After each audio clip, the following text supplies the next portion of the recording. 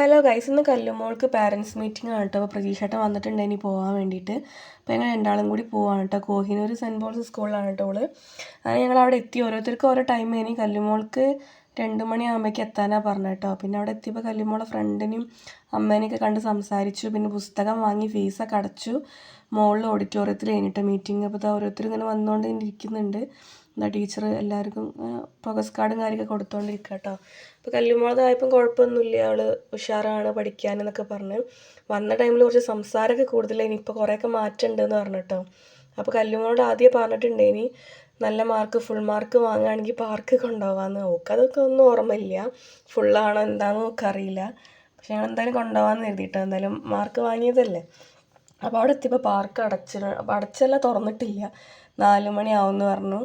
പിന്നെ ഞങ്ങൾ പുറത്ത് പോയി ചായയൊക്കെ കുടിക്കാമെന്ന് എഴുതിയിട്ടോ. ഞാൻ കടീൻ്റെയൊക്കെ വീഡിയോ എടുത്തിന്, പക്ഷേ കിട്ടിയില്ല. ലൈമും സാൻഡ്വിച്ചൊക്കെയാണ് വാങ്ങിയത്. പിന്നെ പാർക്ക് തുറന്നപ്പോൾ അവിടെ പോയി കുറേ നേരം കളിച്ചിട്ട്. എൻ്റെ ഒരു ഫ്രണ്ട് ഉണ്ടായിന്, അനിൽ, അവിടെയാണ് വർക്ക് ചെയ്യണത്, യൂണിവേഴ്സിറ്റി. അപ്പോൾ അങ്ങോട്ട് വന്നിട്ടുണ്ടായിന്. പിന്നെ അതാ ഓളിങ്ങനെ ഓടിപ്പാഞ്ഞ് എല്ലാത്തിലും കയറി ഇങ്ങനെ കളിക്കട്ടെ. അതിൻ്റെ ഇടയിൽ ആളൊന്നും കാണാതെയൊക്കെ ആയി. പിന്നെ ഇതിൻ്റെ ഉള്ളിൽ തന്നെ ഉണ്ടാവും എന്നറിയാം. ഒന്ന് ടെൻഷൻ അടുപ്പിച്ച് കുറച്ച് നേരത്തിന്. പിന്നെ ആൾ എന്തോ ഇതിൽ കീയാൻ പോയത് കഴിഞ്ഞിട്ടോ. അങ്ങനെ കുറേ നേരം അവിടെ കളിച്ച്. വേറെ സ്കൂളിൽ കുറേ കുട്ടികളൊക്കെ ഇങ്ങനെ വന്നുകൊണ്ട് നിൽക്കുന്നുണ്ട് കേട്ടോ. അപ്പോൾ എത്രയുള്ള